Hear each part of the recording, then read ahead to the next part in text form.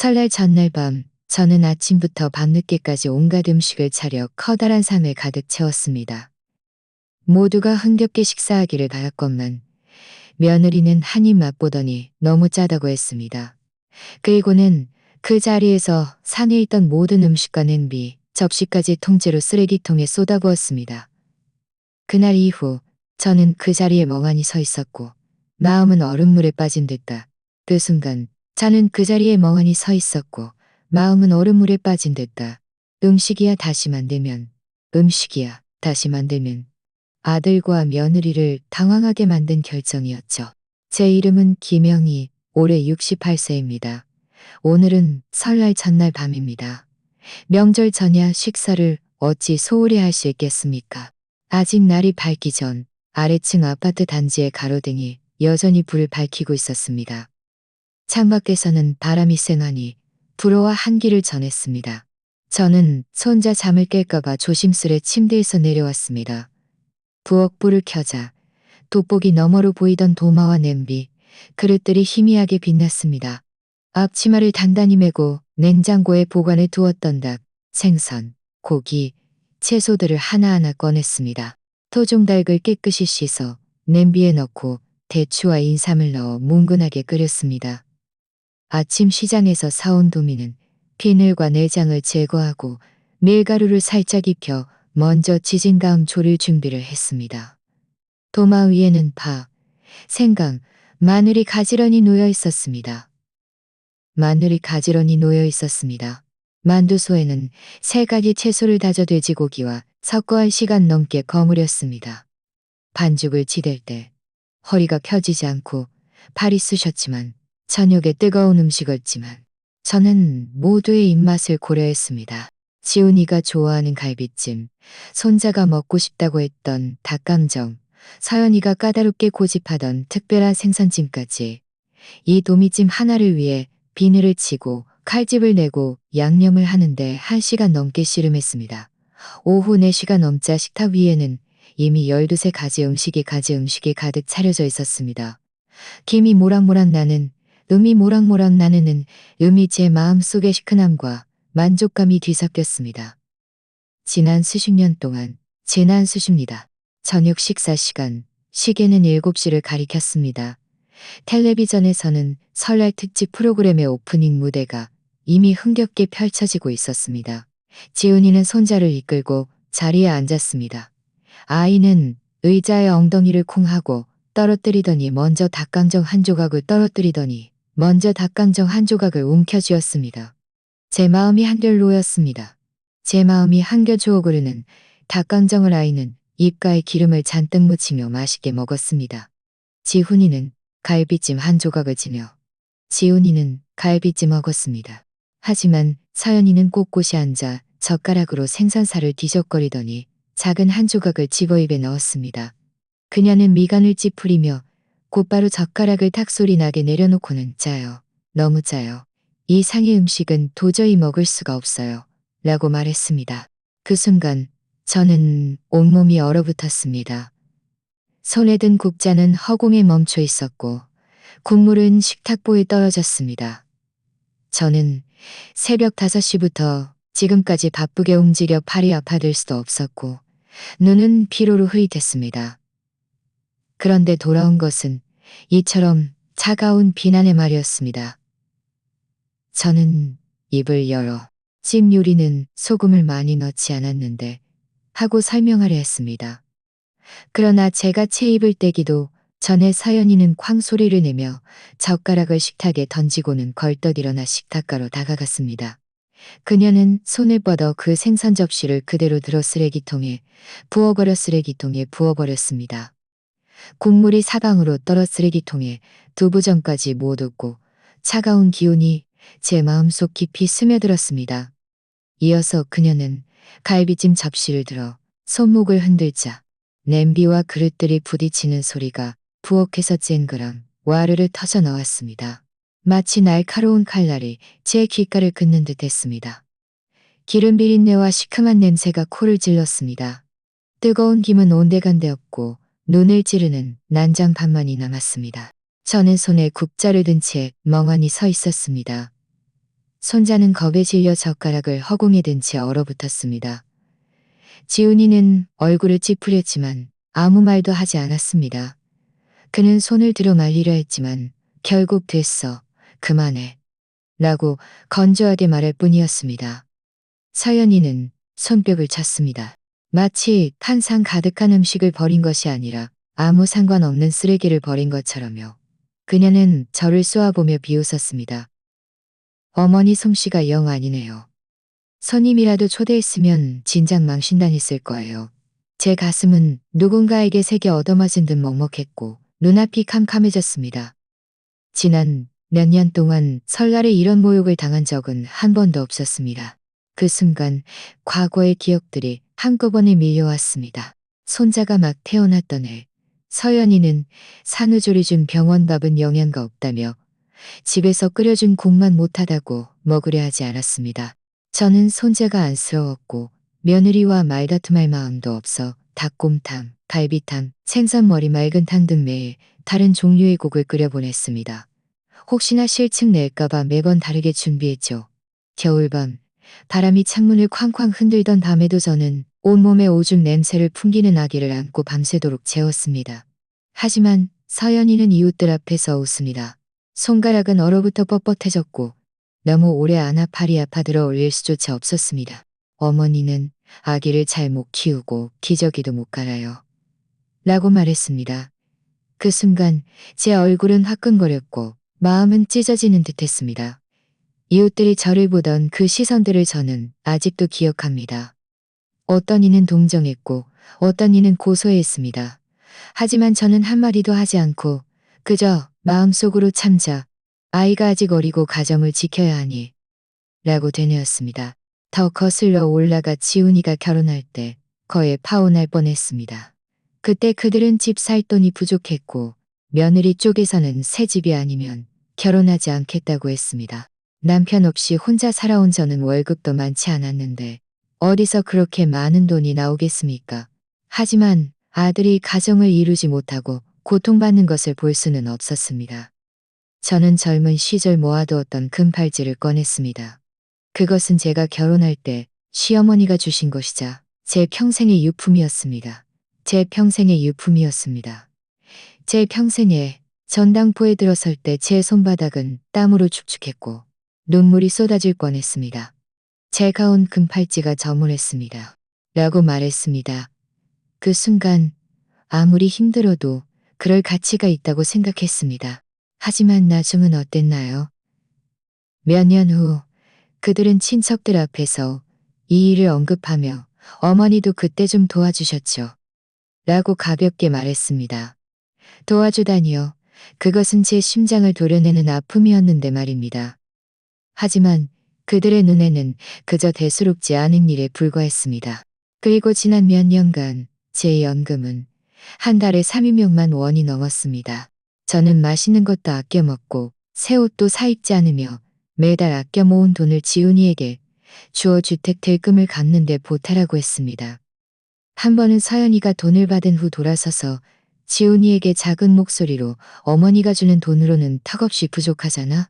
라고 말하는 것을 똑똑히 들었습니다. 제 마음은 싸늘하게 식어버렸습니다. 지금 저는 쓰레기통 앞에 서서 그 음식들을 바라보고 있습니다. 음식물 쓰레기통 속에서 기름이 둥둥 뜨고 채소 잎과 뭉개진 고기의 조각들이 흩어져 마치 썩은 진흙 같았습니다. 그것은 음식이 아니었습니다. 그것은 제 피와 땀이었고 지난 세월의 헌신과 자존심이었습니다.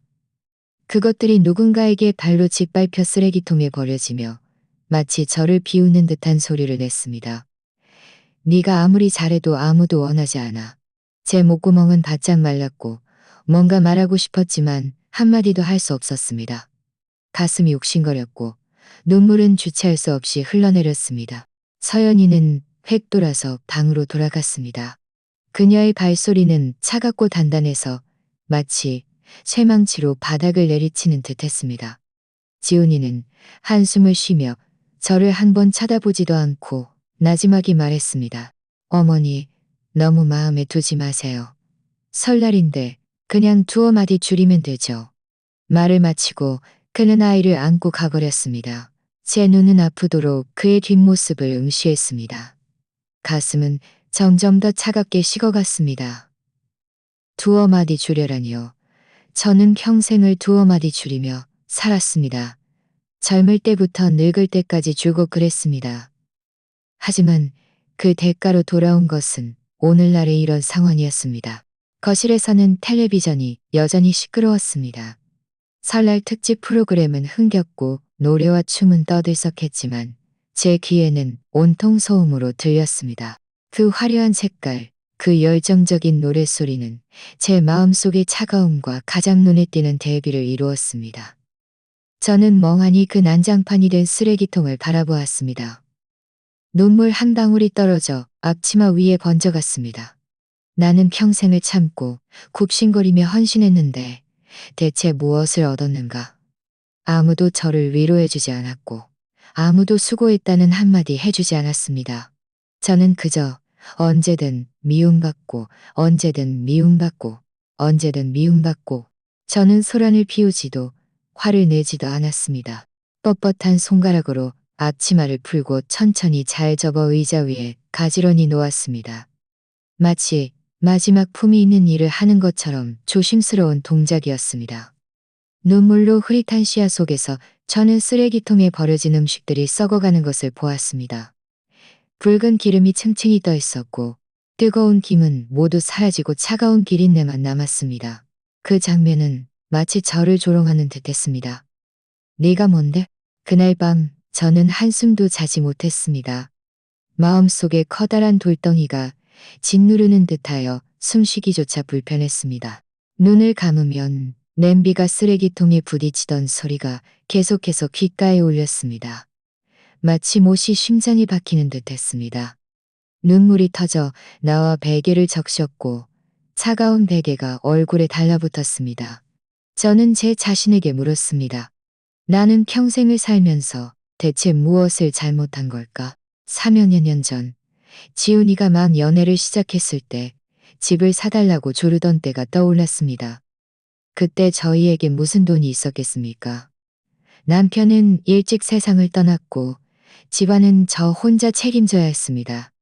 저는 학교 선생님이었고 월급도 많지 않아 모아둔 돈도 한정적이었습니다. 서연이의 친정 형편도 그저 그랬고 그녀는 집이 있어야 결혼하겠다고 대놓고 말했습니다. 그때 지훈이는 안절부절 못하며 어머니, 저 좀 도와주세요. 안 그러면 결혼 못해요. 라고 말했습니다. 제가 어떻게 할 수 있었겠습니까?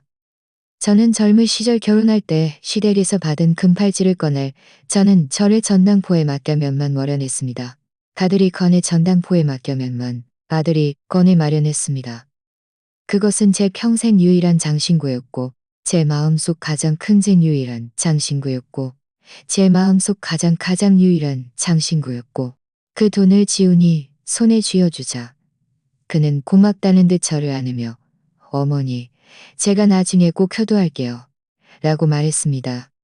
그때 저는 눈시울이 뜨거워졌고 아무리 힘들어도 그럴 가치가 있다고 생각했습니다. 하지만 누가 알았겠습니까? 몇 년 후 그들은 이 일을 언급할 때 그저 어머니도 그때 좀 도와주셨죠. 라고 가볍게 말할 뿐이었습니다.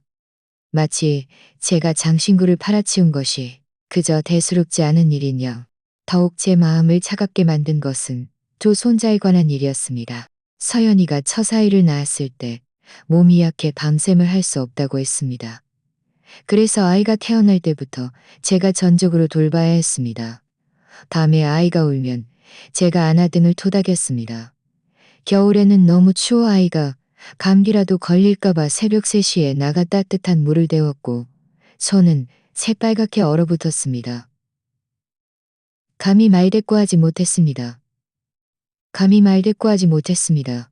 어머니, 아이가 왜 또 토했어요? 제대로 퇴임을 시켰죠. 젊어서 뭘 몰라서 그러겠지. 참으면 지나갈 거야. 라고 생각했습니다. 두 번째 손자가 태어났을 때 저는 나이가 더 들었고 몸도 예전 같지 않았습니다. 그런데도 그들은 아이를 저에게 맡기며 베이비시터는 못 믿겠고 친엄마가 돌보는 게 제일 안심돼요. 라고 말했습니다. 그 순간 정말 땅속으로 숨고 싶었습니다. 라고 스스로 다독였습니다. 하지만 나중에 서연이는 친척들 앞에서 돈 이야기가 나오면 제 마음은 더욱 사늘해졌습니다. 퇴직 후 한 달에 4년여만 원이 넘는 연금을 받았습니다. 저는 아껴 먹고 아껴 입으며 매달 대부분을 그들에게 주었습니다. 때로는 그들이 주택대출금을 갚지 못할 때 저는 상여금까지 보태주었습니다. 저는 설날 세뱃돈이나 아껴 모은 상여금까지 보태주었습니다. 그런데도 서연이는 한 적이 없었고 오히려 제가 적게 준다고 불평했습니다. 어머니, 이 돈 되고 불평했습니다. 하지만 밤이 되면 잠을 이루지 못하고 밤새 뒤척였습니다. 나는 늙은 할머니인데 평생을 힘들게 아껴 살았는데 결국 400만 원짜리 연금조차 그들의 눈에는 들어오지 않는단 말인가? 가장 슬펐던 것은 그 자존심의 상실감이었습니다. 젊은 시절 저는 학교에서 아이들을 가르쳤습니다. 학생들은 저를 보면 공손히 인사하며 김 선생님이라고 불렀고 학부모들은 저를 훌륭한 스승이라고 칭송했습니다. 그때 저는 제가 가치 있고 존엄하게 살고 있다고 느꼈습니다. 하지만 지금 저는 제 며느리의 눈에 쓸모없는 노인으로 전락했습니다. 제가 만든 음식은 구박받고 주는 돈은 적다고 타박받고 아이를 돌보는 방식은 서툴다고 비난받았습니다. 제 존재 자체가 농담거리가 된 것 같았습니다. 그 설날 저녁 식사 한상은 가장 노골적인 조롱이었습니다. 저는 새벽부터 밤늦게까지 온 가족이 화목하게 식사하기를 바라며 했었지만 격에까지 생각하자 눈물이 다시 솟구쳐 베개를 바라며 했었지만 결국 돌아온 것은 자다는 한마디와 쓰레기통에 버려진 한 산이 음식이었습니다. 저는 몸을 뒤척여 베개의 옆 서랍을 더듬었습니다. 그곳에는 지난 세월 지훈이와 서연이에게 준 돈을 빼곡히 적어둔 장부가 있었습니다. 밤마다 그 숫자를 들여다보면 누적된 금액이 섬뜩하게 느껴졌습니다. 전세보증금, 인테리어 비용, 아이들 학비, 일상 잡다한 비용까지 제가 보태준 연금만으로도 저는 자주 한숨을 쉬억해지는 것만이 아니구나. 제가 보태준 연금만으로도 저는 저는 수십 년을 편안하게 노년을 보낼 수 있었을 것입니다. 그런데 현실은 어땠습니까? 지위와 존엄이 매일같이 박탈당하는 것이구나. 한때 저는 학생들에게 김 선생님이었고 남편에게는 현명한 아내이자 어머니였으며 아들에게는 든든한 버팀목이었습니다. 하지만 이제 저는 그저 늙은 얼굴, 언제든 미움받고 조롱당하며 밀려날 수 있는 늙은 할머니에 불과했습니다. 이 순간 저는 문득 깨달았습니다. 서연이가 구박한 것은 단순히 그 음식 한 산이 아니었습니다. 이 집에서 제 존재 자체, 제 지위였습니다. 그녀가 원했던 것은 걔가 만든 음식이 아니라 부동산, 돈, 그리고 끝없는 헌신이었습니다. 제가 계속 참고, 계속 양보하면 그녀는 한 걸음 더 나아가 저를 벽 코너로 밀어붙일 것이었습니다. 여기까지 생각하자 가슴이 옥신거렸습니다. 마치 골덩이같이 누르는 듯했습니다. 하지만 이내 차가운 냉정이 찾아왔습니다. 저는 마침내 깨달았습니다. 저는 마침내 깨달았습니다. 저는 마침내 깨달았습니다. 저는 마침내 깨달았습니다. 지난 세월의 모든 인내와 양보는 그들의 존경을 살 수 없다는 것을, 인내는 그들이 더 심하게 굴게 할 뿐이라는 것을, 저는 제가 뭔가 해야 할 뿐이라는 것을. 머릿속에는 음식들이 쓰레기통에 처박히던 소리, 김이 모락모락 나던 음식들이 오수 속에 뒹굴던 모습이 계속해서 맴돌았습니다. 마치 그 장면이 눈앞에서 되풀이되는 듯했습니다. 가슴이 불타는 듯 아팠지만 눈물이 마르자 오히려 차가운 기운만 남았습니다. 날이 막 밝아올 무렵 저는 자리에서 일어났습니다. 오늘의 저는 유난히 맑았습니다. 더 이상 냉장고를 뒤지지도 도마를 닦지도 않았습니다. 저는 그저 국수 한 줌과 청경채 한 포기를 꺼내고 서랍에서 제가 직접 담근 저염 간장을 꺼냈습니다. 불을 켜 물이 끓자 면을 넣고 청경채를 데쳐 간장을 살짝 뿌렸습니다. 가장 간단한 맑은 국수가 완성되었습니다.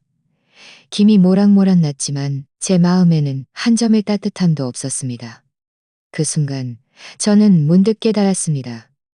이 국수 한 그릇은 누구에게 보여주기 위한 것도 누구를 위해 끓인 것도 아니라는 것을. 그저 저 자신을 위한 것이었습니다. 저는 그릇을 들고 식탁에 앉아 천천히 국수를 먹기 시작했습니다. 지훈이를 부르지도 않았고 손자를 찾지도 않았습니다. 심지어 그들의 방 쪽으로는 눈길조차 주지 않았습니다. 그릇 속에서 젓가락이 부딪히는 소리는 맑았지만 고요한 집안에서는 귀에 거스리게 들렸습니다. 저는 한 젓가락 한 젓가락 한 젓가락 조용히 먹었습니다. 마치 온 집안에 저와 이 국수 한 그릇만 존재하는 것처럼요. 절반쯤 먹었을 때 침실 문이 열리고 서연이가 눈을 비비며 나왔습니다. 그녀는 제가 혼자 밥을 먹는 것을 보자마자 얼굴색이 굳어졌습니다. 그녀는 성큼성큼 식탁가로 다가와 날카로운 목소리로 말했습니다. 어머니, 어머니 마늘 드세요? 그럼 저는 뭘 먹어요? 저는 고개를 들어 그녀를 조용히 바라보았습니다. 젓가락은 아직 면발 한 가닥을 집은 채 허공에 멈춰 있었습니다. 그녀의 눈빛에는 짜증스러움과 함께 저를 단연히 시중들어야 할 존재로 여기는 듯한 오만함이 서려 있었습니다. 저는 문득 웃었습니다. 아주 희미했지만 차가운 기운을 담은 웃음이었습니다. 저는 젓가락을 살며시 내려놓고 물처럼 평온한 목소리로 말했습니다. 냄비는 저기 있고 쌀도 저기 있어. 네가 직접 해 먹어. 서연이는 멍하니 서 있었습니다. 마치 제 말을 이해하지 못한 것처럼요. 저는 그녀를 바라보며 더 이상 한마디도 하지 않고 다시 고개를 숙여 국수를 먹었습니다. 집안은 소름 끼치게 조용했고 가끔 제 젓가락이 그릇에 닿는 소리만 들렸습니다. 서연이의 얼굴은 붉어졌다가 창백해졌고 입을 벙긋거렸지만 아무 말도 하지 못했습니다. 한참 후에 그녀는 콧방귀를 끼며 휙 돌아서 침실로 돌아갔습니다. 제 마음에는 아무런 동요도 없었고 오히려 처음 느끼는 평온함이 찾아왔습니다. 수십 년 만에 처음으로 밥상머리에서 저 자신만을 생각했습니다. 이 맑은 국수는 제 마음대로 뜨겁게 차갑게 먹을 수 있었고 누구의 비위도 맞출 필요가 없었습니다. 다 먹고 나서 저는 그릇과 젓가락을 깨끗이 씻어 닦은 후 찬잔에 넣었습니다. 한치의 오차도 없이 마치 엄숙한 의식을 치르듯 조심스러운 동작이었습니다. 저는 문득 깨달았습니다. 사람이 품위 있게 산다는 것은 남이 던져주는 좋은 말 한마디에 달린 것이 아니라 스스로 굽신거리지 않는 데 있다는 것을요. 어젯밤의 굴욕과 오늘 이 국수 한 그릇은 마치 칼날처럼 저를 수십 년 동안 묶어왔던 그릇은 마치 칼날처럼 그날 저는 더 이상 그들을 위해 단 한 끼의 식사도 준비하지 않았습니다. 점심에는 직장 구내식당에서 2가지 반찬과 1가지 고기 반찬이 나오는 백반을 사 먹었습니다. 밥알 한 톨도 남기지 않고 깨끗이 비웠습니다.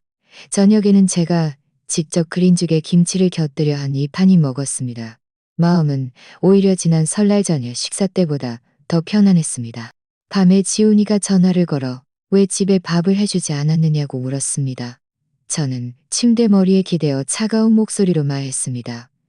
너희 밥은 네 아내가 해줄 거야. 내 밥은 내가 해먹을 거고. 오늘부터 우리는 서로 간섭하지 마. 전화 저편은 몇 초간 침묵했습니다. 그의 목소리는 낮게 깔렸습니다. 어머니, 저희랑 싸우시는 거예요? 저는 희미하게 웃었지만 더 이상 설명하지 않았습니다. 싸우는 게 아니야. 그냥 이제야 깨달았을 뿐. 저는 전화를 끊고 칠흑 같은 천장을 바라보았습니다. 마음속에는 한 번도 느껴보지 못한 해방감이 밀려왔습니다. 다음 날 정오, 집안은 여전히 죽은 듯 고요했습니다. 냄비는 깨끗했고 식탁은 텅 비어 있었으며 공기 중에는 기름 냄새조차 없었습니다. 서연이는 침실에서 한참을 뒤척이더니 결국 참지 못하고 나왔습니다. 그녀의 얼굴은 잔뜩 찌푸려져 있었습니다. 그녀는 제가 거실에 앉아 오래된 장부를 들고 조용히 무언가를 적고 있는 것을 보았습니다. 제 앞에는 희미하게 김이 오르는 보온병 하나만 놓여 있었습니다. 서연이는 미간을 찌푸리며 식탁가로 다가와 날카로운 목소리로 말했습니다. 어머니, 대체 뭘 하시려는 거예요? 저는 고개를 들고 마치 낯선 사람을 보듯 평온한 눈빛으로 그녀를 바라보았습니다. 서둘러 대답하지 않고 그저 천천히 장부를 덮었습니다. 어머니, 말씀 좀 해보세요. 서연이의 목소리는 한 옥타브 높아졌고 약간 초조해 보였습니다. 저는 자리에서 일어나 부엌으로 향했습니다. 찬장 속에는 제가 미리 준비해둔 하얀 접시가 있었습니다. 그 접시 위에는 두 장의 종이가 조용히 놓여 있었습니다. 한 장은 제가 직접 쓴 절연서였고 다른 한 장은 인쇄된 집 회수 및 지원 중단 통지서였습니다. 저는 낡은 범람 그릇으로 그 위를 덮어두어 꼼꼼히 가려놓았습니다. 저는 조심스럽게 접시를 들고 나왔습니다. 양손으로 단단히 받쳐든 모습은 마치 아주 무거운 것을 들고 있는 듯했습니다. 식탁 옆으로 다가와 천천히 식탁 중앙에 놓았습니다. 제 시선은 한들림도 없이 서연이를 향했습니다. 제 시선은 같다고 느꼈습니다. 제 시선은 한결만 같다고 느꼈습니다. 이게 네가 원하는 밥이야. 제가 입을 열자 목소리는 아주 작았지만 서연이는 멍하니 서서 눈에 의구심이 가득했습니다. 그녀는 손을 들어 약간 망설이는 듯한 동작으로 마치 마음속으로 뭔가 잘못되었음을 어렴풋이 감지한 듯했습니다. 손가락이 그릇에 닿자 손가락 마디가 뻣뻣해졌습니다. 살짝 들자 공기가 얼어붙는 듯했습니다. 접시 위에는 김이 모락모락 나는 음식이 아니라 두 잔의 종이가 조용히 펼쳐져 있었습니다. 검은 글씨들이 가지런하고 차가웠습니다. 한 획 한 획이 칼날처럼 눈을 찔렀습니다. 절연서 이로써 모자 관계를 단절하고 상호 왕래하지 않음을 통보함. 집 폐수 및 지원 중단 통지서. 금일부로 부동산을 회수하고 연금 지원을 중단함을 통보함. 서연이의 얼굴은 순식간에 새하얗게 질렸습니다. 그녀의 입술은 떨리기 시작했고 숨은 가빠졌습니다. 마치 누군가 목을 조르는 듯했습니다. 그녀는 그 종이를 꽉 쥐어 손가락 마디마디가 하얗게 변했습니다. 이게 무슨 뜻이에요? 그녀의 목소리는 떨렸고 날카로움 속에는 당혹감이 서려 있었습니다. 저는 그녀를 똑바로 바라보았습니다. 제 마음에는 한 점의 연민도 없었고 수년간 억눌렸던 감정 끝에 찾아온 완전한 냉담함만이 있었습니다. 뜻은 이거야. 내 밥이 맛없다고 싫어했잖아. 그럼 오늘부터 너희 밥은 너희가 알아서 해. 집은 내 거니까 더 이상 너희를 부양하지 않을 거야. 그리고 오늘부터 나는 너희와 아무 관계도 없어. 말이 끝나자 집안은 소름 끼치게 조용해졌습니다. 벽시계 소리마저 이 정적 속에서 유난히 또렷하게 들렸습니다. 똑딱, 마치 사람의 심장을 치는 듯했습니다. 바로 그때 침실 문이 열리고 지훈이가 아이를 안고 나왔습니다. 아이는 아직 고무 젖꼭지를 물고 멍하니 있었지만 식탁 위의 종이를 보자마자 온몸이 굳어버렸습니다. 그의 눈빛은 처음에는 의아함, 그 다음에는 놀람, 그리고 마지막에는 조금씩 굳어갔습니다. 그의 얼굴은 순식간에 피기가 가시고 창백해졌습니다. 입술이 몇 번 움직였지만 그는 중얼거릴 뿐이었습니다. 어머니, 지금 무슨 장난을 치시는 거예요? 제 가슴이 옥신거렸지만 저는 억지로 눌러 참으며 차갑게 그를 바라보았습니다. 장난치는 거 아니야. 너희는 이제 아이가 아니야. 집도 무한정 퍼주는 곳이 아니고. 나는 평생 충분히 많이 희생했어. 오늘부터 너희는 너희 스스로 살아. 지훈이는 멍하니 저를 응시했습니다. 마치 저를 알아보지 못하는 것처럼요.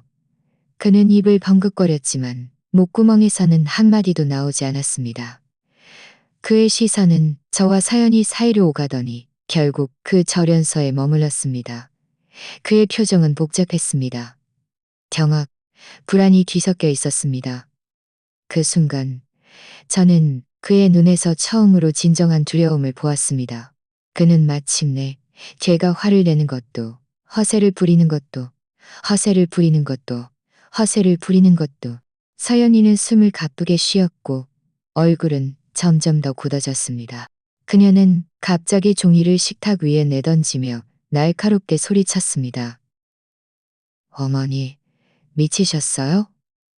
이 집은 진작에 우리 가족이 살던 집인데 무슨 권리로 회수한다는 거예요? 연금을 끊으면 아이들 학비는 어떻게 해요? 어떻게 그렇게 매정하실 수 있어요? 저는 허리를 꼿꼿이 세웠습니다. 제 눈빛은 칼날처럼 차가웠습니다. 나는 평생 충분히 많은 것을 해줬어. 집 전세 보증금도 내가 대줬고, 아이들도 내가 키웠고, 밥도 내가 해줬고, 돈도 내가 줬어. 그런데 돌아온 게 뭐야? 한 상 가득한 밥을 네가 쓰레기통에 부어버렸잖아. 고맙다는 말 한마디도 없이 내 피와 땀을 다 짓밟았잖아. 그렇다면 내가 너희를 계속 부양해야 할 이유가 뭐가 있어?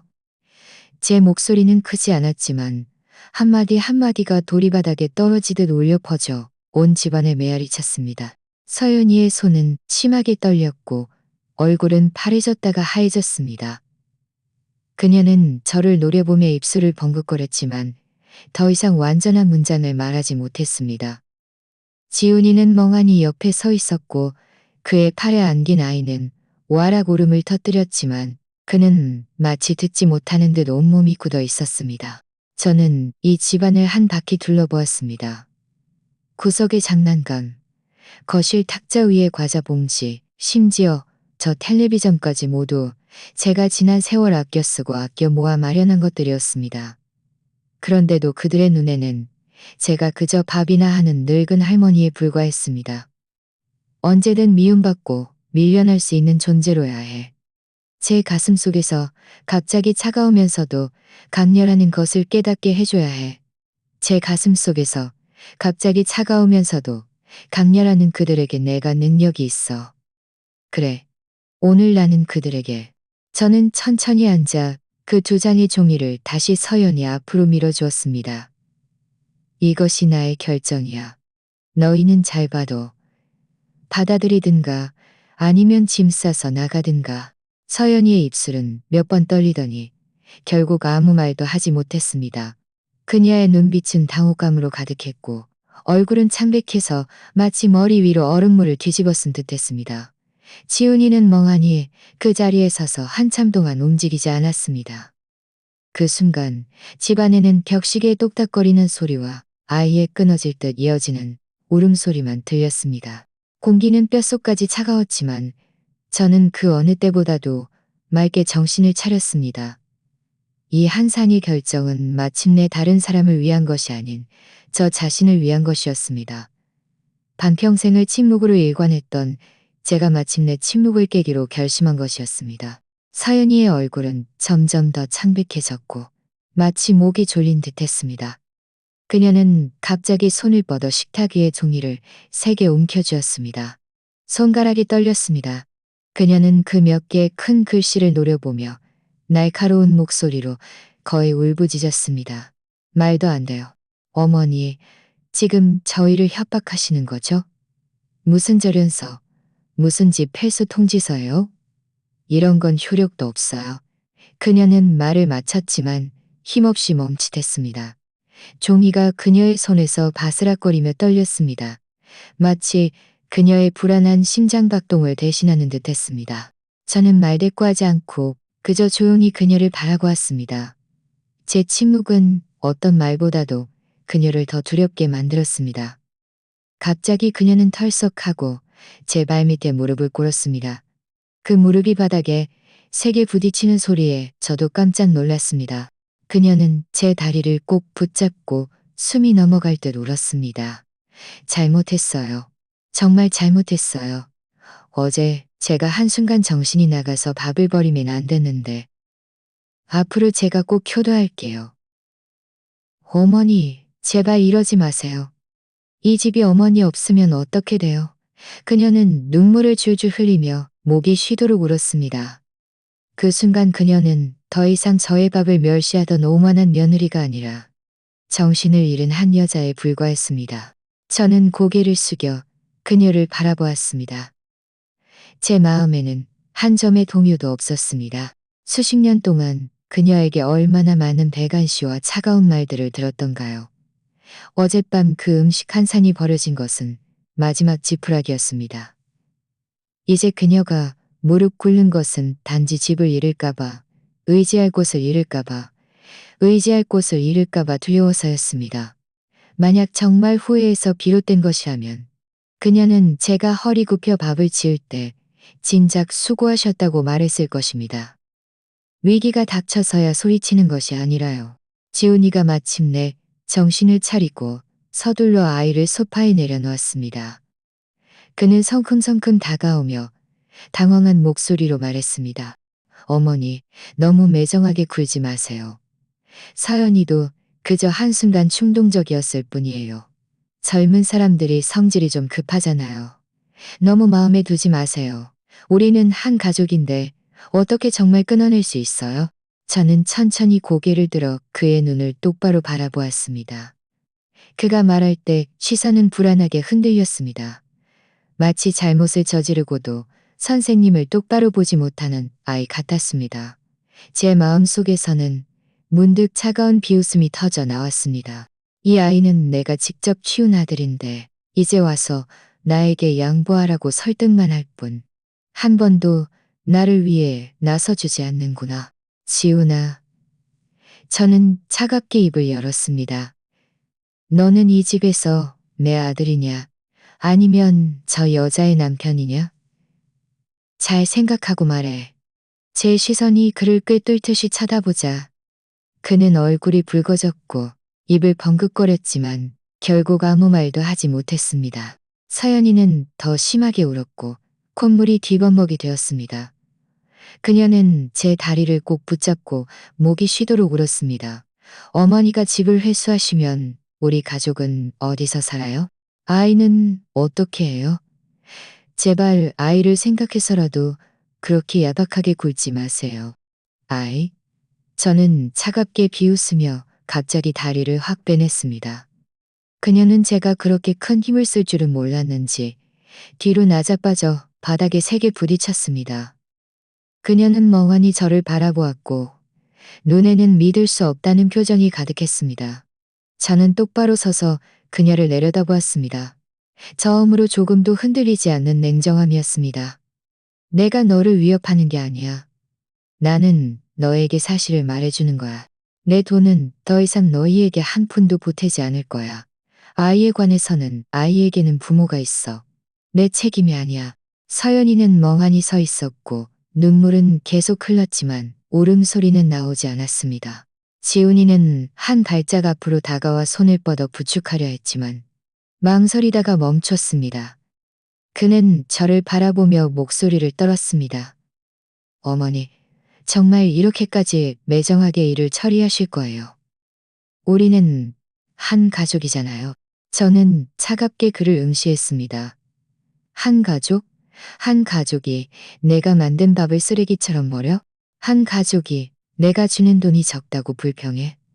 한 가족이 내가 내 집에서 고개도 못 들게 만들어? 지훈아, 너는 양심의 손을 얹고 물어봐.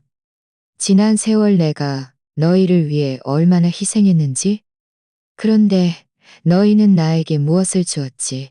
그는 말문이 막혔고 얼굴은 잿빛으로 변했습니다. 집안에는 아이의 끊어질 듯 이어지는 울음소리만 남았습니다. 서연이는 바닥에 앉아 있었고 지훈이는 그 자리에 굳어 있었습니다. 그리고 저는 이 모든 것을 문득 꿰뚫어 본 듯 했습니다. 수십 년의 인내와 억울함이 이 순간 차가운 단절로 변했습니다. 제 마음은 더 이상 부드럽지 않았습니다. 서연이는 아직도 바닥에 반쯤 무릎 꿇은 채 심히 가빠 울고 있었고 지훈이는 옆에 서서 잿빛 얼굴을 하고 있었습니다. 저는 그들을 바라보며 마음속에서 한 번도 느껴보지 못한 강렬한 힘이 솟구치는 것을 느꼈습니다. 수십 년 동안 마음속에 쌓여있던 쓴 물이 마침내 한꺼번에 쏟아져 나올 참이었습니다. 너희는 내가 늘 인색하다고 말했지? 제가 갑자기 입을 열자 목소리는 쉬었지만 또렷했습니다. 서연이는 고개를 들었고 눈물로 흐릿한 눈동자였습니다. 지훈이의 어깨가 움찔했습니다. 지훈아, 기억하니? 네가 결혼할 때 전세 보증금이 1,000만 원 넘게 부족했지. 그때 누가 젊은 시절 유일한 큰 팔찌를 전당포에 맡겨 돈을 마련해줬지? 그 팔찌는 네 아버지가 남겨주신 것이자 내 평생의 유품이었어. 나는 너무 아파서 밤새 잠도 못 잤지만 한마디 불평도 하지 않았어. 그런데 너희는? 나중에 친척들 앞에서 그저 좀 도와주셨다고 가볍게 말했지. 이건 내 심장을 도려낸 거니. 이건 내 심장을 도려내는. 지훈이는 입을 벙긋거렸지만 아무 말도 하지 못했습니다. 그의 시선은 불안하게 흔들렸고 저를 똑바로 보지 못하는 듯 했습니다. 저는 고개를 돌려 서연이를 노려보았습니다. 목소리는 점점 더 차가워졌습니다.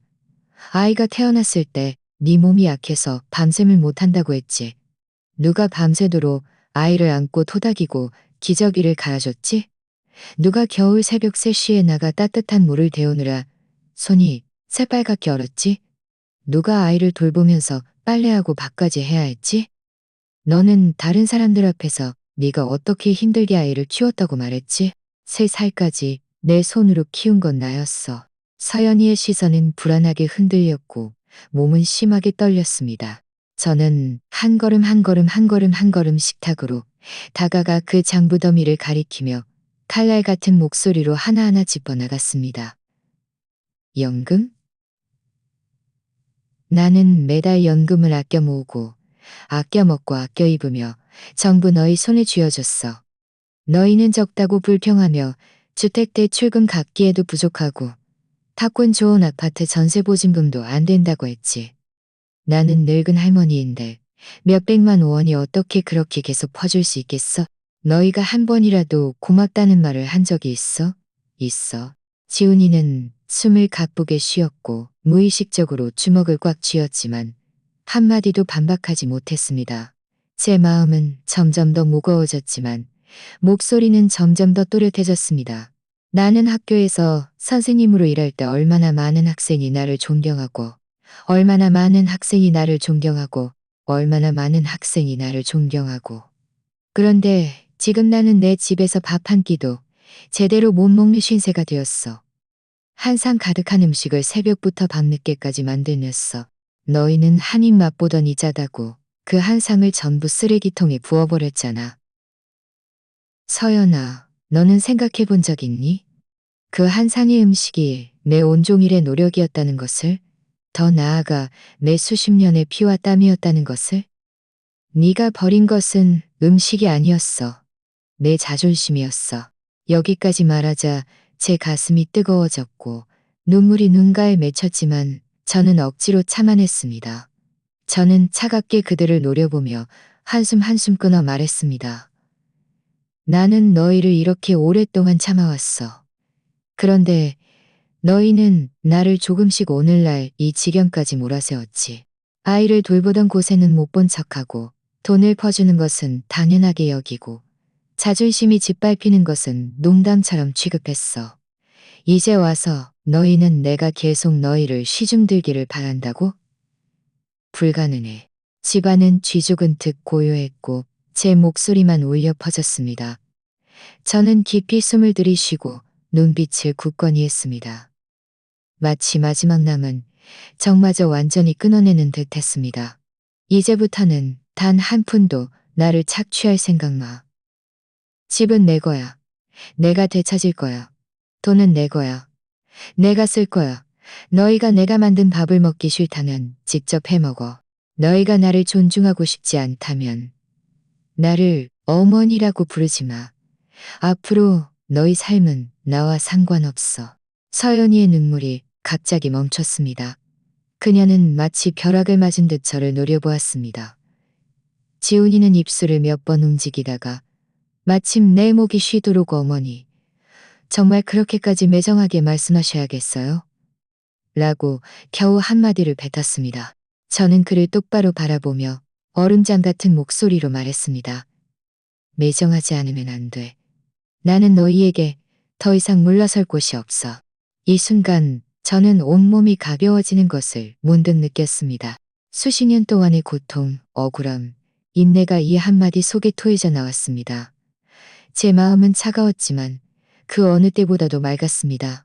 저는 그들을 바라보며 마음속에 단 하나의 생각만 남았습니다. 나는 더 이상 남들에게 휘둘리는 늙은 할머니가 아니야.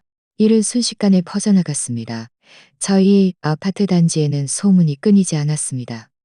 어느 집 부부가 싸웠는지, 어느 집 아이가 시험에 떨어졌는지, 심지어 누가 베란다에 바지를 몇 벌 더 널었는지까지 사람들이 반나절 내내 이야기할 수 있었습니다. 제가 집을 회수했다는 소식도 숨길 수 없었습니다. 그날 오후 베란다에서 빨래를 걷고 있는데 하늘은 희뿌옇고 바람이 불어 빨래가 펄럭였습니다. 아래층 빨래 건조대 옆에서는 한 무리의 사람들이 떠들썩하게 이야기를 나누고 있었습니다. 누군가 최미자 씨, 김영희 씨가 아들을 쫓아내고 절연서까지 썼대요. 라고 외치는 소리가 들렸습니다.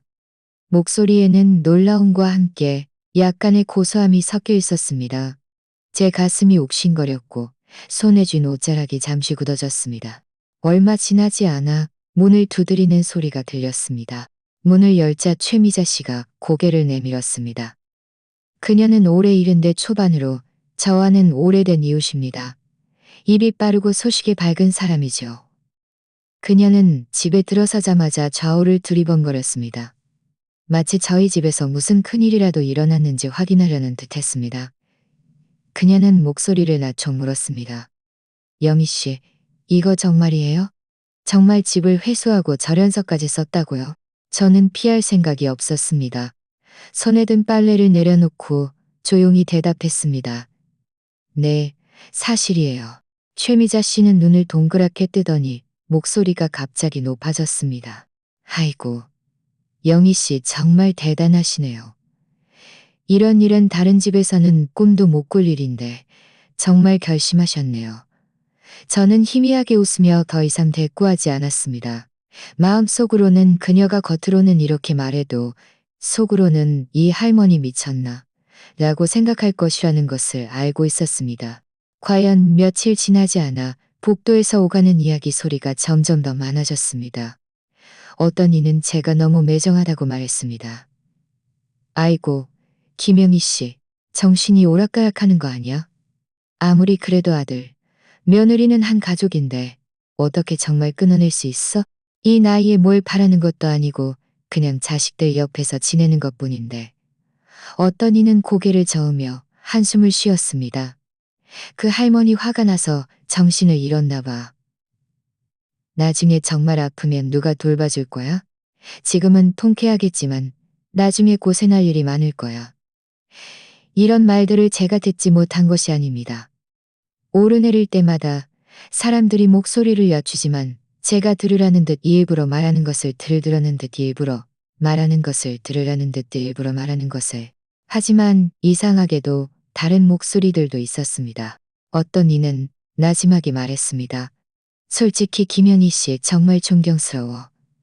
그렇게 단호하게 말하고 집을 회수할 용기가 있다는 게. 우리 집도 아들, 며느리 때문에 속 썩지만 나는 감히 입도 못 대는데 나도 김영희 씨 같은 용기가 있다면 아마 생활이 좀 나아질지도 몰라. 또 어떤 노인은 작은 공원에서 바둑을 두다가 한숨을 쉬었습니다. 김현희 씨, 그 사람 평생을 참아왔는데 내 말로는. 이런 말들을 들었을 때 저는 우쭐하지 않았습니다. 그저 씁쓸하게 웃을 뿐이었습니다. 왜냐하면 저는 그 누구보다도 그들이 겉만 볼 뿐 제 억울함을 진정으로 이해하는 사람은 아무도 없다는 것을 알고 있었기 때문입니다. 그들은 제가 젊은 시절 밤새도록 아이를 돌보느라 손가락이 터져 피가 나도 고생한다는 말 한마디 하지 않았다는 것을 모릅니다. 제가 유일한 금팔찌를 전당포에 맡겨 아들의 전세 보증금을 마련했다는 것을 모릅니다. 제가 유일한 금팔찌를 전당포에 맡겨놓은 것을 모릅니다. 지난 세월 제가 한 끼도 제대로 못 먹고 새 옷 한 벌도 못 사 입으며 모은 돈을 모두 그들에게 보태주었지만 그들은 고맙다는 말 한마디도 없었고 오히려 적다고 타박했습니다. 이제 와서 설날 저녁 식사 한 상이 쓰레기통에 버려진 것을 그들은 대수롭지 않은 일로 여기지만 제 마음속에서는 그것이 마지막 지푸라기였습니다.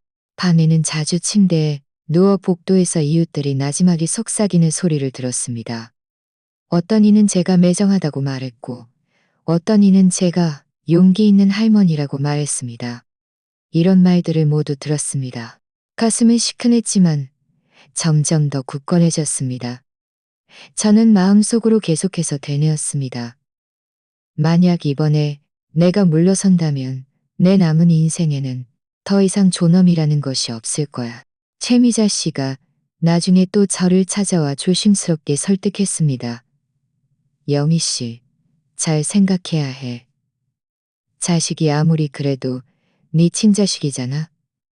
늙으면 누가 돌봐줄 거야. 정말 사이가 틀어져서 자식이 너를 버리면 아무도 돌봐주지 않을까봐 두렵지 않아? 저는 찻잔을 들고 살짝 한 모금 마신 후 평온한 목소리로 말했습니다. 두렵지 않아, 최미자 씨. 나는 평생 무슨 고생을 안 해봤겠어. 그들이 없어도 나는 살 수 있어. 나는 아무도 돌봐주지 않을까봐 두려운 게 아니야. 그저 평생을 비참하게 사는 게 두려울 뿐이야. 그녀는 멍하니 서서 한참 동안 말을 잇지 못했습니다. 결국 그녀는 제 어깨를 두드리며 한숨을 쉬었습니다. 아이고, 네가 알아서 해라. 네 갈 길 가라. 이런 말들을 제가 듣지 못한 것이 아닙니다. 오르내릴 때, 문틈으로, 심지어 마트에서 장을 볼 때도 사람들이 수군거리는 시선이 제 마음을 복잡하게 만들었습니다. 어떤 이는 이상한 눈빛으로 저를 바라보았고, 어떤 이는 아무렇지 않은 척 저에게 인사했으며, 또 어떤 이는 대놓고 수군거렸습니다. 저는 마음속으로 분명히 알고 있었습니다. 그들의 눈에 제 행동은 전통을 벗어난 파격적인 것이면서도 그들이 하고 싶었지만 감히 하지 못했던 일이었습니다. 밤에 저는 혼자 창가에 앉아 아래층의 불빛을 바라보며 마음속으로 계속해서 되뇌었습니다. 지난 세월 나의 인내와 침묵이 무엇을 가져다 주었는가? 구박과 짓밟힘만 가져다 주었을 뿐. 이제 제가 한 걸음 내딛자 이웃들은 시끄럽게 떠들지만 그들 중 누가 제 억울함을 진정으로 이해하고 있겠습니까? 그들은 그저 겉모습만 볼 뿐입니다. 늙은 할머니가 매정하게 집을 회수하고 아들과 며느리를 버린 모습만요. 하지만 그들은 제가 밤새도록 손자를 돌보고 장신구를 팔아 아들 집을 마련하고 아껴 쓰고를 팔아 아들 집을 마련하고 아껴 쓰고 아껴 모아 그들의 생활을 보태주었다는 것을 보지 못했습니다. 더 나아가 제가 만든 선언을 보태줍니다. 평생을 참아온 것입니다. 여기까지 생각하자 오히려 마음이 편안해졌습니다. 이웃들이 뭐라고 하든 중요하지 않습니다. 그들은 제가 아니기에 제 뒤에 숨겨진 고통을 이해하지 못할 것입니다. 진정으로 중요한 것은 저 자신입니다. 저는 마침내 처음으로 저 자신을 위해 일어선 것입니다. 다음 날 최미자 씨가 또 저를 찾아왔습니다.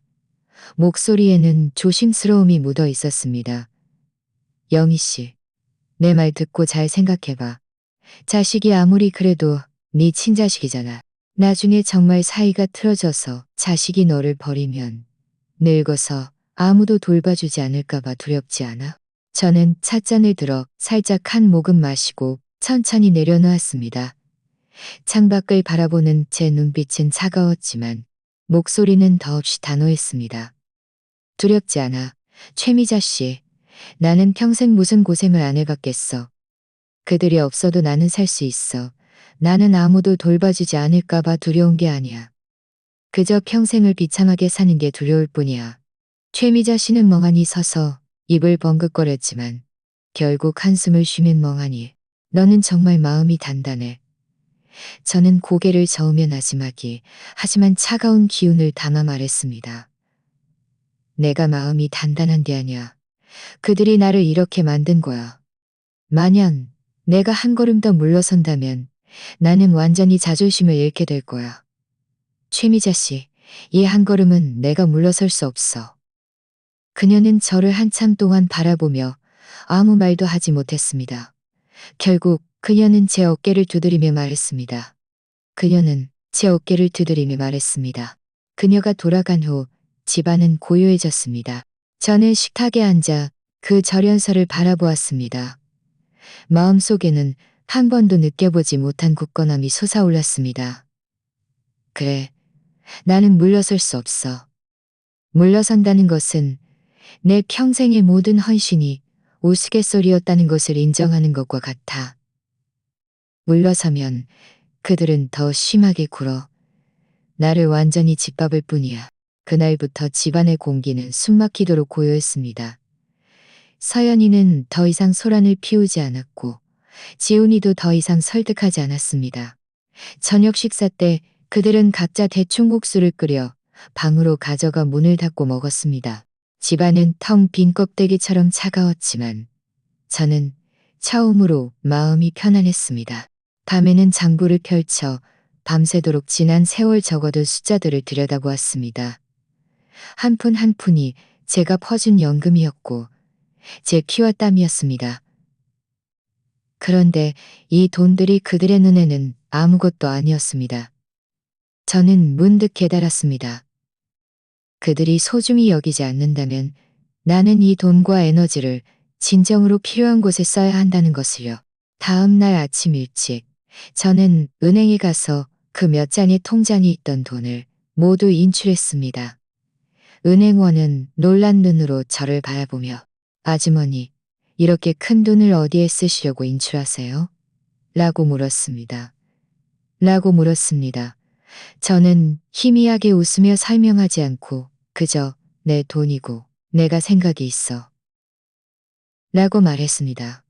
두툼한 현금 뭉치를 안고 집에 돌아오자 제 마음속에는 갑자기 힘이 솟구쳤습니다. 이 돈들은 더 이상 배은망덕한 이들에게 보태는 것이 아니라 제 버팀목이자 제 새로운 시작이었습니다. 며칠 후 저는 주민센터에 갔습니다. 주민센터 팀장님은 40대 중반의 여성이었는데 저를 보고 약간 의아해했습니다. 김영희 아주머니, 어쩐 일이세요? 무슨 일 있으세요? 저는 바로 본론을 말했습니다. 저는 이 아파트 단지에 나눔 식당을 열고 싶어요. 특히 어르신들과 아이들을 위한 식당이요. 돈은 제가 대고 일손도 제가 구하고 제가 직접 꾸려나갈게요. 주민센터에서 장소만 제공해 주시면 돼요. 그녀는 한참 동안 멍하니 서 있다가 눈에 놀라움과 함께 약간의 존경심이 스쳐 지나갔습니다. 김영희 아주머니, 정말 마음이 깊으시네요. 요즘 독거노인 중에는 식사 해결이 어려운 분들도 많고 아이들도 당과 후에 돌봐줄 사람이 없는 경우가 많아요. 정말 식당을 열 수 있다면 큰 도움이 될 거예요. 그녀는 즉시 저를 데리고 아파트 단지 내의 낡은 활동실을 보여주었습니다. 방은 크지 않았지만 물과 전기가 들어왔고 식탁 몇 개만 놓으면 바로 사용할 수 있었습니다. 저는 그 자리에서 고개를 끄덕이며 여기면 되겠네요. 라고 말했습니다. 그 후로 저는 매일 바쁘게 지냈습니다. 시장에 아는 사람들에게 연락하여 대량으로 채소를 구입하여 비용을 많이 절감했습니다. 은퇴한 이웃 몇 분을 찾아갔는데 모두 기꺼이 돕겠다고 했습니다. 심지어 아파트 단지의 젊은이 몇 명도 요리 실력을 키우고 싶다며 자원했습니다. 처음 불을 피우던 날, 저는 날이 밝기도 전에 집을 나섰습니다. 신선한 채소를 가득 담은 봉지를 들고 활동실 문을 열자 오랫동안 잊고 지냈던 밤 냄새가 물씬 풍겨왔습니다. 방은 낡았지만 물과 전기가 들어왔습니다. 창문을 열자 햇살이 쏟아져 들어왔고 제 마음속에는 갑자기 안정감이 밀려왔습니다. 저는 바쁘게 움직이기 시작했습니다. 고기를 다질 때 칼이 쿵, 쿵 하고 도마에 부딪히는 소리가 작은 활동실에서 유난히 크게 울렸습니다. 채소를 썰 때마다 아삭거리는 소리와 함께 채소들이 작은 산처럼 쌓였습니다. 국 냄비에서는 김이 모락모락 피어올랐고 닭곰탕 냄새가 금세 방안을 가득 채웠습니다.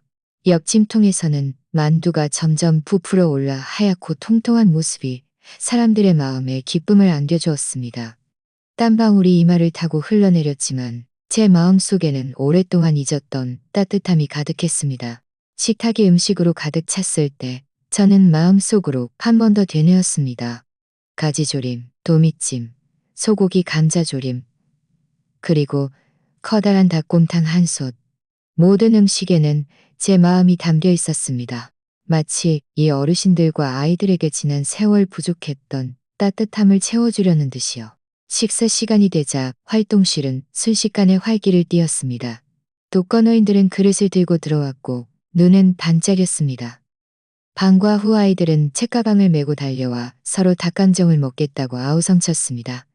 어떤 이는 밥을 크게 한 입 먹으며 이거 정말 맛있어요. 라고 오물거렸습니다. 어떤 이는 밥을 먹다가 갑자기 눈물을 흘리며 흐느꼈습니다. 몇 년 만에 이렇게 따뜻한 밥을 먹어봐요. 저는 부엌에 서서 그들이 개걸스럽게 먹는 모습을 보며 가슴속에서 뜨거운 기운이 솟아오르는 것을 느꼈습니다. 그 순간 저는 비로소 밥상의 의미가 결코 남들에게 구박받는 것이 아니라 소중히 여겨지는 데 있다는 것을 진정으로 깨달았습니다. 식사 후 한 할머니가 다가와 제 손을 잡으며 눈물이 그렁그렁한 채 고마움을 표했습니다. 영희 씨, 정말 보살 같은 마음씨를 가졌네요. 우리처럼 돌봐줄 사람 없는 늙은이들은 영희 씨가 주는 따뜻한 밥 덕분에 버티는 거예요. 아이들은 제 주위에 모여 입가에 기름을 잔뜩 묻힌 채 끊임없이 영희 할머니, 다음엔 닭강정 더 많이 해주세요. 라고 외쳤습니다.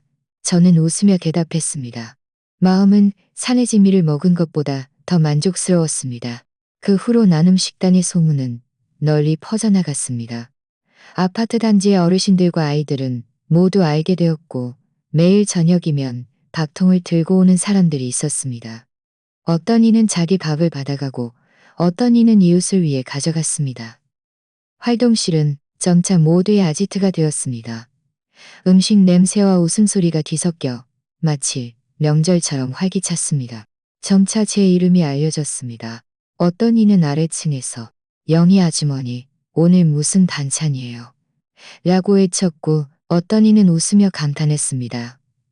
아주머니가 안 계셨으면 우리 같은 늙은이들은 매일 라면만 먹다 병났을 거예요. 아이들은 방과 후에 우르르 달려와 입에 침이 마르도록 영희 할머니 라고 불렀습니다. 이런 호칭들을 들을 때면 제 마음은 그 어떤 것보다 따뜻했습니다. 예전에는 집에서 제가 만든 밥은 구박받고 버려졌지만 여기서는 그 영희 아주머니, 영희 할머니라는 한마디는 제가 수년간 얻지 못했던 존경과 친근함이었습니다. 때로는 국자를 들고 활동실의 활기찬 모습을 바라보며 마음속으로 생각했습니다. 똑같이 밥을 만들고 똑같이 마음을 썼는데 왜 예전 밥상에는 차가운 시선과 비난만 있었고 이 밥상에는 웃음소리와 감사함이 있는 걸까? 답은 사실 간단했습니다. 어떤 사람에게는 평생을 헌신해도 진심 어린 말 한마디를 얻지 못하지만 어떤 사람에게는 따뜻한 밥 한 그릇을 주면 그들이 당신을 가죽찬 밥 한 그릇을 주면 그들이 당신을 맞습니다. 사람이 늙으면 가장 필요한 것은 호화로운 집도 값비싼 옷도 아닙니다. 소중히 여겨지고 존경받고 필요한 존재가 되는 것입니다. 이 길을 걸어오면서 얼마나 많은 눈물과 억울함이 있었는지 저 자신만이 압니다. 하지만 저는 후회하지 않습니다. 왜냐하면 이제 저는 마침내 새로운 가치를 찾았기 때문입니다. 누구를 시중드는 것도 아니고 누구에게 보태는 것도 아닙니다.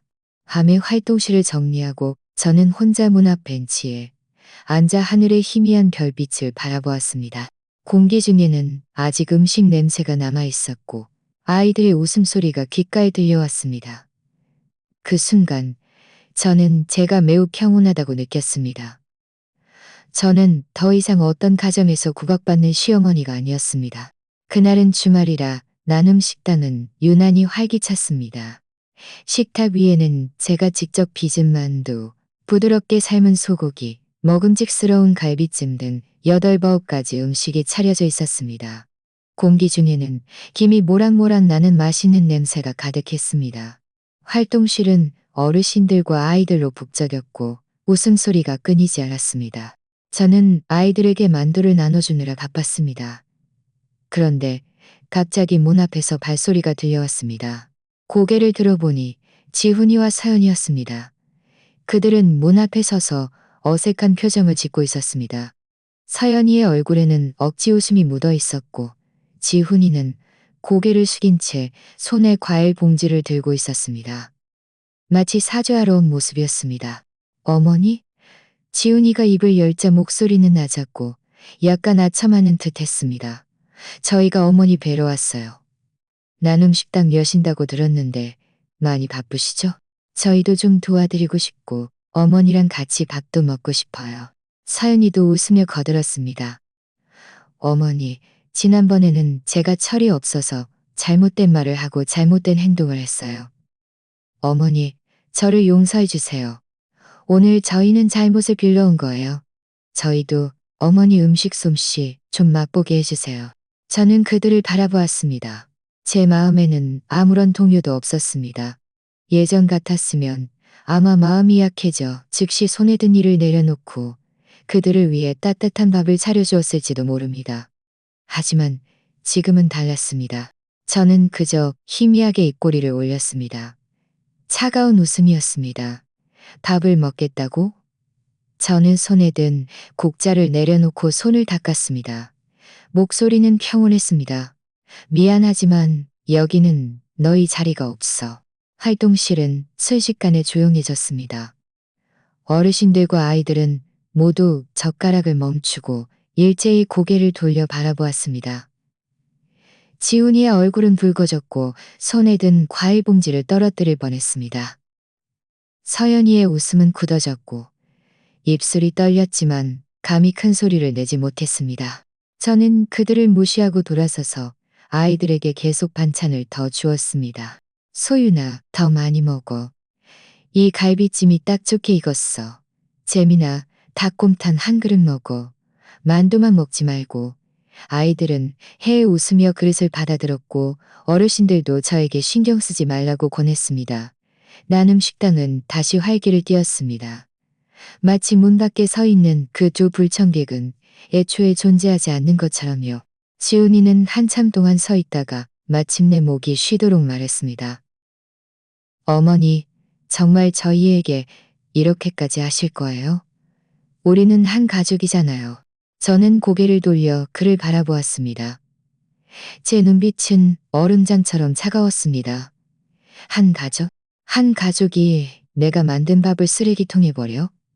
한 가족이 내가 주는 돈이 적다고 불평해? 한 가족이 내가 내 집에서 고개도 못 들게 만들어? 지훈아, 너는 스스로 말해봐. 지난 세월 내가 너희의 한 가족이었니? 그는 얼굴이 새하얗게 질렸고 입술이 떨렸지만 한마디도 하지 못했습니다. 서연이는 고개를 숙인 채 눈가에 눈물이 맺혔습니다. 저는 더 이상 그들에게 기회를 주지 않았습니다. 천천히 앉아 젓가락을 들고 모두에게 식사를 시작하라고 신호했습니다. 어르신들과 아이들은 즉시 둘러앉았습니다. 밥상 위에는 김이 모락모락 났고 웃음소리가 끊이지 않았습니다. 어떤 이는 제 어깨를 두드리며 영희 아주머니, 이 밥 정말 맛있어요. 라고 말했고 어떤 이는 아주머니가 계시니 우리가 비로소 가족 같은 느낌을 받아요. 라고 감탄했습니다. 이런 말들을 들을 때 제 마음속에는 따뜻한 기운이 솟아올랐습니다. 이 밥상은 마침내 저의 것이 되었습니다. 더 이상 차가운 시선과 비난이 아닌 따뜻함과 존경이 가득한 밥상.